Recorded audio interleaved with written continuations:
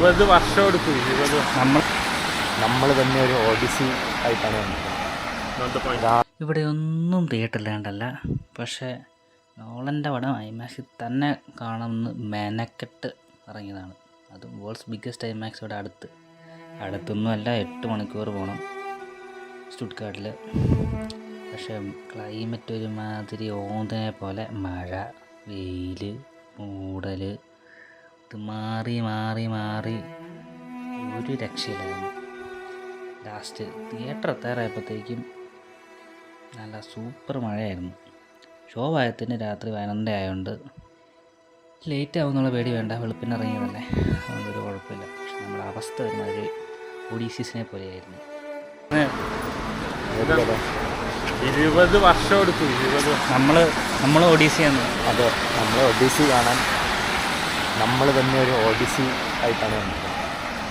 രാവിലെ 5:30 മണിക്ക് ചെന്നിച്ച് തന്നെ ഇറങ്ങിയതാണ് ഞാൻ. ഇവന്മാർ 6 മണിക്ക് ചിക്കാവിൽ നിന്ന് ഇറങ്ങിയതാണ്.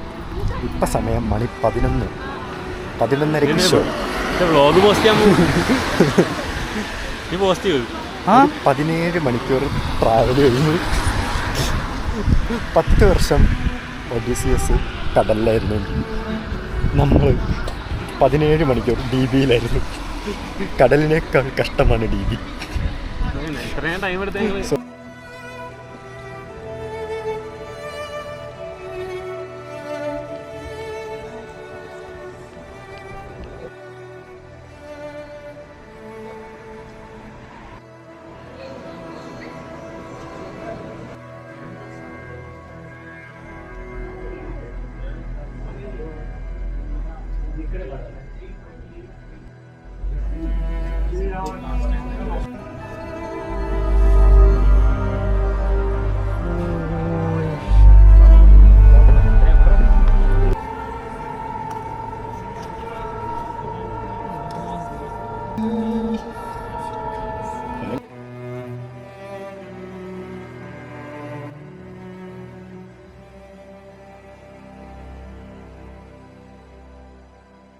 ഇപ്പം തന്നെ നിങ്ങളൊരു 10-20 റിവ്യൂ എന്തായാലും കണ്ടു കാണും.